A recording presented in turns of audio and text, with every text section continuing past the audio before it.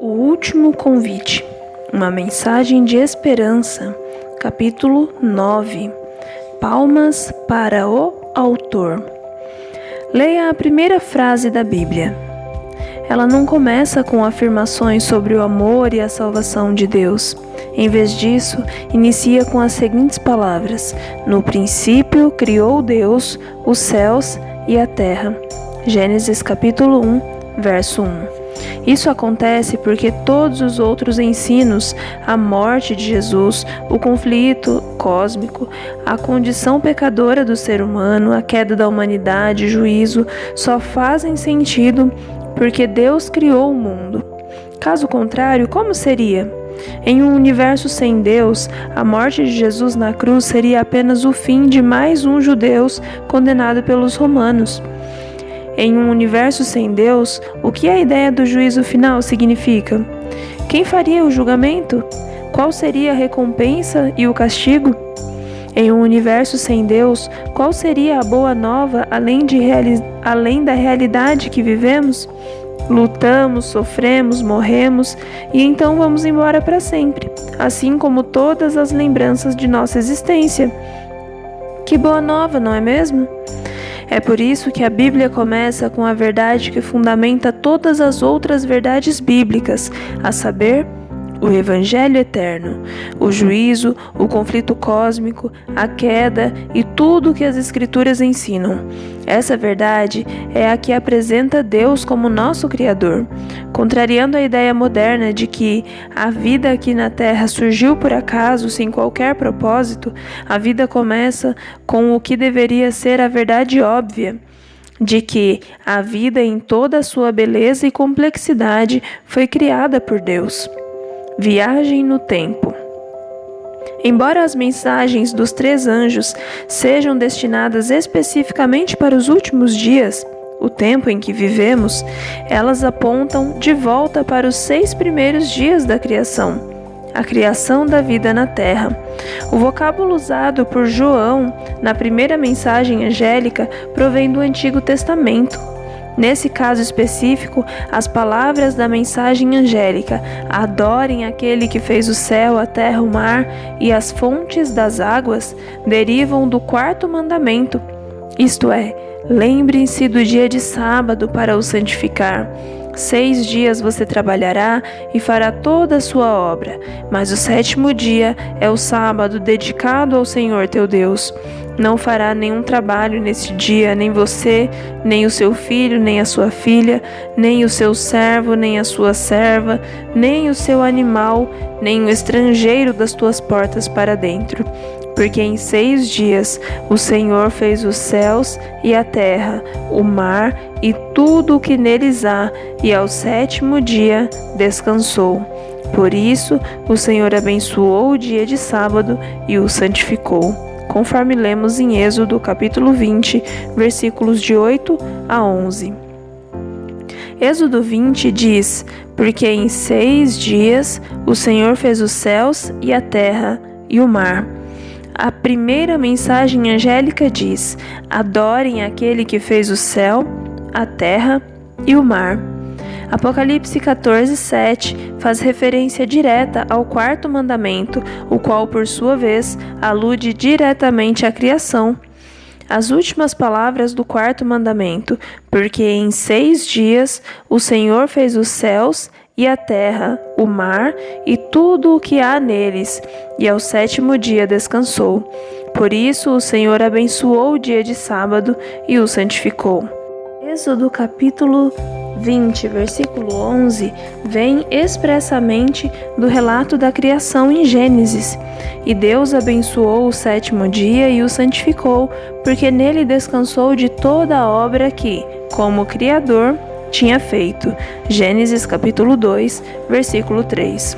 O primeiro anjo nos leva ao 4º mandamento, o qual, por sua vez, nos conduz aos 6 dias da criação. Nos 6 dias da criação se encontra uma ênfase específica no 7º dia. Assim, pois foram acabados os céus e a terra e tudo o que neles há. E havendo Deus terminado no 7º dia a sua obra que tinha feito, descansou nesse dia de toda a obra que tinha feito. E Deus abençoou o 7º dia e o santificou, porque nele descansou de toda a obra que como Criador tinha feito.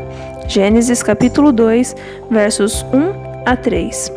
Outra ideia que vale a pena ser lembrada: quando Deus abençoou o 7º dia, o santificou e nele descansou, somente Adão e Eva existiam. Não haviam judeus. O povo judeu só surgiu milhares de anos depois, após Abraão. A palavra judeu ocorre pela primeira vez em 2 Reis, capítulo 16, versículo 6. E em 2 Reis, capítulo 25, versículo 25, no 8º e 6º séculos antes de Cristo, muito tempo depois do relato da criação em Gênesis. Em outras palavras, não é bíblica a ideia comum de que descansar no 7º dia e santificar o sábado sejam práticas exclusivas para os judeus. Sim, os judeus praticantes guardam o sábado há mais tempo do que qualquer outro grupo. Por isso, são comumente associados a esse costume. Entretanto, o descanso sabático do 7º dia não se originou com eles, nem a partir deles, assim como a maçã, logotipo presente em todos os produtos da Apple, não começou com Steve Jobs. A maçã e o sábado começaram no Éden, antes dos judeus e de Steve Jobs. A doutrina da criação está presente em toda a Bíblia, tanto no Antigo Testamento quanto no Novo. Ela é fundamental para todas as doutrinas, porque, novamente, todos os outros ensinamentos bíblicos não têm valor quando são separados de Deus, o nosso Criador. É por isso que o tema aparece com frequência. Pela fé, entendemos que o universo foi formado pela palavra de Deus, de maneira que o invisível veio a existir das coisas que não são visíveis. Hebreus capítulo 11, versículo 3. Porque assim diz o Senhor que criou os céus, e Ele é o único Deus que formou a terra e a fez. Ele a estabeleceu. Ele não a criou para ser um caos, mas para ser habitada. Eu sou o Senhor, e não há outro. Isaías 45, versículo 18. Tu és digno, Senhor, e Deus nosso, de receber a glória, a honra e o poder, porque criaste todas as coisas, e por tua vontade elas vieram a existir e foram criadas. Apocalipse 4, versículo 11. No princípio era o Verbo, e o Verbo estava com Deus, e o Verbo era Deus. Ele estava no princípio com Deus. Todas as coisas foram feitas por ele, e sem ele, nada do que foi feito se fez. João capítulo 1, versículos 1 a 3. Os céus por sua palavra se fizeram, e pelo sopro da sua boca o exército deles. Salmo 33, versículo 6. Acontece que, de propósito, esquecem que os céus existem desde muito tempo e que a terra surgiu da água e através da água pela palavra de Deus. 2 Pedro, capítulo 3, versículo 5. Assim diz Deus, o Senhor, que criou os céus e os estendeu, que formou a terra e tudo o que ela produz, que dá fôlego de vida ao povo que nela está e o espírito aos que andam nela. Isaías 42, versículo 5. Só tu és o Senhor, fizeste o céu dos céus e todo o seu exército, a terra e tudo o que nela há, os mares e tudo o que há neles. Tu conservas a todos com vida, e o exército dos céus te adora. Neemias capítulo 9, versículo 6. Pois nele foram criadas todas as coisas, nos céus e sobre a terra, as visíveis e as invisíveis, sejam tronos, sejam soberanias, quer principados, quer potestades. Tudo foi criado por meio dele e para ele. Ele é antes de todas as coisas. Nele tudo subsiste. Colossenses, capítulo 1, versos 16 e 17. Há muitos outros textos que revelam a grande importância da doutrina da criação.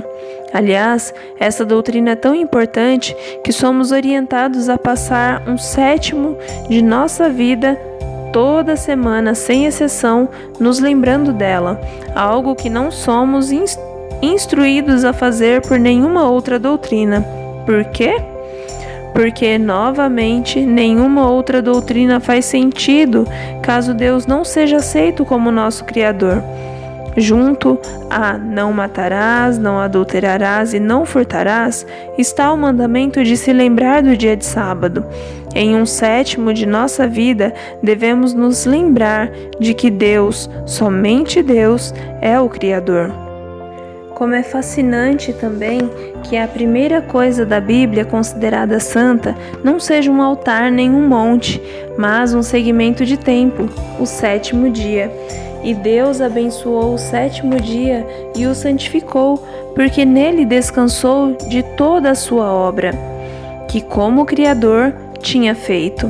A palavra santificou, nessa passagem, é traduzida de um termo hebraico que costuma significar separado para uso santo. Embora a criação tenha produzido os céus, a terra, as aves, os animais e os seres humanos para ocupar o espaço, foi o tempo, não o espaço, que Deus primeiramente considerou abençoado e santo. Isso se dá porque o tempo é a dimensão na qual as coisas do espaço, isto é, os céus e a terra, as aves e os animais e os seres humanos, existem. Por fim, esse memorial da criação é tão importante que, em vez de irmos até ele, o sábado vem até nós.